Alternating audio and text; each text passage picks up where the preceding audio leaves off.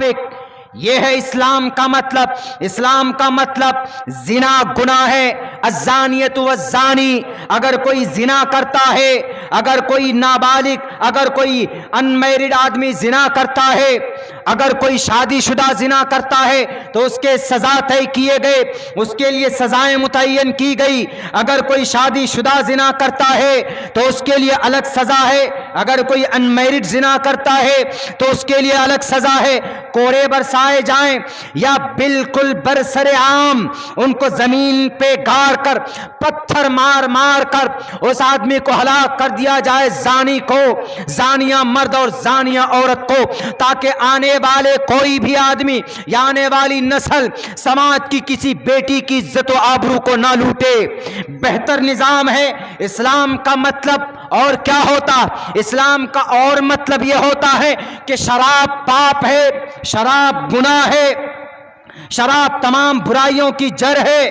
اسلام یہی کہتا ہے اگر کوئی آدمی اسلامک بنتا ہے، اگر کوئی آدمی اسلام دھرم کے مطابق زندگی گزارتا ہے، بھارت کا سمویدھان اس کو منع نہیں کرتا، پھر کون ہے یہ گیروے رنگ کے کپڑے میں ملبوس وہ دجال دجل کرنے والے، وہ جانوروں جیسے سلوک کرنے والے؟ کہ اگر کوئی دھارمک ہے، اگر کوئی کسی کا نام مولانا کلیم صاحب ہے، اگر کسی کا نام ڈاکٹر ذاکر نائک ہے، اگر کسی کا نام عبداللہ سالم ہے، اگر کسی کا نام مولانا ارشد ہے، اگر کسی کا نام مولانا محمود ہے، اگر کسی کا نام ثناء اللہ ہے، اگر کسی کا نام عطاء الرحمان ہے، تو اس کا مطلب آپ ان کی داڑھی کو دیکھ کر، آپ ان کی ٹوپی کو دیکھ کر آپ ان کو ٹارگیٹ کرو گے، آپ ان کو ٹولریٹ کرو گے، آپ ان کے اوپر شریعہ قانون والے کہو گے۔ شریعہ قانون کا کیا مطلب ہے؟ شریعہ قانون کا مطلب ہے نماز کی پابندی کرنا۔ شریعہ قانون کا مطلب کیا ہے؟ سماج سے برائیوں کو ختم کرنا۔ شریعہ قانون کا مطلب کیا ہے؟ کہ ناجائز قبضہ نہ کرنا۔ شریعہ قانون کا مطلب کیا ہے؟ پابندی کے ساتھ اللہ تبارک و تعالیٰ کے فرمان کو اپنی زندگی کے اندر ادا کرنا۔ شریعہ قانون اسی کو بولتے ہیں۔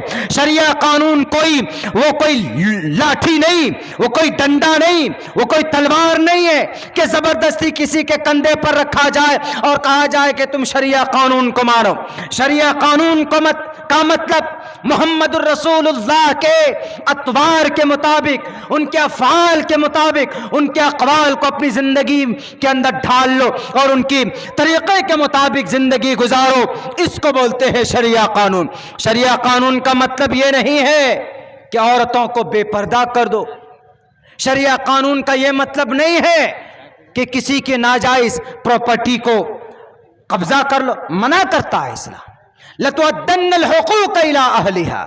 اگر کوئی کسی کی پراپرٹی کو ڈیمیج کرتا ہے یا کسی کے حق کو مارتا ہے تو اللہ کے نبی علیہ السلام کا فرمان ہے کہ کل قیامت میں وہ انسان کھڑا کر دیا جائے گا۔ جس کا حق لوٹا ہے اس کے گناہ اس کے سر پر ڈالے جائیں گے، اس کی نیکیاں اس کو دی جائے گی۔ فَالْيَوْمَ لَا تُظْلَمُ نَفْسٌ شَيْئًا، کسی کے اوپر ظلم و زیادتی نہیں کی جائے گی۔ میڈیا، کچھ میڈیا والے شریعہ قانون والے ہیں، یہ مدرسے والے شریعہ قانون والے۔ ارے مدرسے والے شریعہ قانون والے ہیں، یہ شریعہ ہے کیا پہلے سمجھو تو صحیح۔ شریعت، the meaning of Sharia, it is the only method and has been sent down to the earth by the God. اللہ کے طرف سے بھیجا ہوا ایک قانون ہے، اسی سسٹم پر انسان زندگی گزارتا ہے، مسلمان زندگی گزارتا، اس کو شریعہ بولتے ہیں۔ شریعت کا یہ مطلب نہیں فسادی دنگے کرنا، موب لنچنگ کرنا۔ ابھی کچھ دنوں پہلے 2 بچے کی موب لنچنگ کی، کہاں؟ گجرات میں۔ وہ بچے کون تھے؟ مدرسے میں پڑھنے والے تھے۔ مدرسے میں پڑھنے والے، ان کی لباس دیکھی کہ بھئی کرتا ٹوپی ہے، بس ان کی موب لنچنگ کر دی۔ اب بتائیے، اگر کوئی آدمی کہتا ہے کہ اسلام دنیا کے سب سے بہترین دھرم ہے، اسی دھرم کو مانو، تو لوگ کیا کہتے ہیں کہ دیکھو بڑی تیزی کے ساتھ میں بہت لوگ اسلام کا پرچار کر رہے ہیں۔ دیکھ لو مولانا کلیم صاحب، دیکھ لو دھرم پریورتن کرا رہے ہیں۔ دھرم پریورتن کب ہوتا ہے؟ دھرمانترن کب ہوتا ہے؟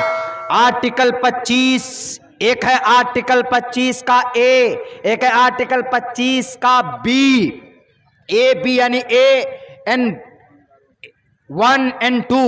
دوسرے کے اندر کہا ہے، آرٹیکل 25 کے دوسرے والے لائن میں کہا، اگر کوئی آدمی لالچ دے کر اسلام قبول کرواتا ہے، اگر کوئی آدمی دباؤ ڈال کر اسلام مذہب اس کا دھرمانترن کراتا ہے، دھرم پریورتن کراتا ہے، تو وہ جرم ہے، وہ قانون کے نظر میں جرم ہے، اس کو سزا دی جائے گی. جو آدمی ایسا کر رہا ہے وہ سزا کا حقدار ہے.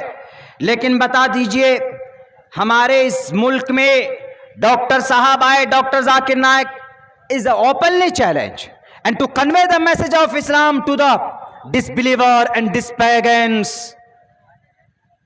ان کے سامنے رکھتے تھے، کیا صاف لفظوں میں، کلیئر لفظوں میں. کسی پر کوئی دباؤ ہوتا تھا؟ نہیں ہوتا تھا. مولانا کلیم صاحب بھی کہتے تھے کہ بھائیو تمہیں مرنا ہے، تمہیں ایشور کے پاس جانا ہے، تمہاری باڈی ختم ہو جائے گی، تمہیں کیے کا حساب دینا ہے، اسی لیے آخرت کی تیاری کرو. آخرت کا یہ منظر ہوگا، قیامت آئے گی، قیامت قائم ہوگی، قیامت آئے گی، تمہیں مرنا ہے، تمہیں اللہ کے پاس جانا ہے. یہ دنیا کے اندر بے جان چیزوں کی پوجا نہ کرو، شراب مت پیو، جھوٹ مت بولو، جھوٹ مت بولو، جھوٹ کے ست سے چھان کر بات بولو، ست سے چھان کر بات بولو، جھوٹ مت بولو، سچی بات بولو. یہی باتیں وہ کرتے تھے لوگوں کے سامنے. اب بتائیے امن اور شانتی کا پیغام دے رہے ہیں اور وہ کیا کہہ رہے ہیں کہ دھرمانتر کرایا مولانا کلیم صاحب نے لاکھوں کروڑوں لوگوں کا. ایک بھی ثبوت دکھا دو، ایک بھی مثال سامنے لا کر پیش کر دیا جائے کہ مولانا کلیم صاحب نے یا ڈاکٹر ذاکر نائک نے یا مولانا بلال صاحب نے یا ہمارے جو بھی اکابرین اس تعلق سے اسلام کے صحیح طریقے کو، میتھڈ کو لوگوں کے سامنے رکھا ہے. رکھنے کا ہم کو حق ہے.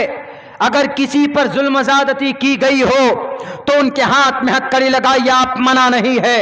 لیکن صرف اتر پردیش کی کرسی جیتنے کے لیے، آپ اپنے ودھایکوں کو جتانے کے لیے، الیکشن میں کامیابی حاصل کرنے کے لیے اگر غلط خبریں چھاپو گے، غلط خبریں چھاپو گے، اگر غلط طریقے سے معصوم لوگوں کے ہاتھ میں ہتھکڑی ڈال کر جیل میں ڈالو گے تو تم کو ایشور کبھی معاف نہیں کرے گا، بھارت کی جنتا کبھی معاف نہیں کرے گی. میرے بھائیو، کیا غلطی، کیا گناہ تھا مولانا کلیم الدین صدیقی صاحب کا؟ وہ تو یہی کہتے تھے نا، لا الہ الا اللہ، جو پیغام محمد رسول اللہ کا تھا، قولوا لا الہ الا اللہ تفلحوا. اے لوگوں کہو لا الہ الا اللہ، کامیاب ہو جاؤ گے. یا ایھا الناس، اے لوگوں میں تمہارے بیچ آیا ہوں. زبردستی تو نہیں کی تھی طائف کے میدان میں محمد رسول اللہ نے، زبردستی تو نہیں کی گئی تھی عمر فاروق کو، زبردستی تو نہیں کی تھی عثمان ذی النورین کو، زبردستی کلمہ نہیں پڑھایا تھا حضرت علی کو. محمد رسول اللہ کے جب آپ کے وفات کا وقت ہے تو ہزاروں کی تعداد میں صحابہ کرام ہے، کسی کو مجبور کیا کلمہ پڑھنے پر؟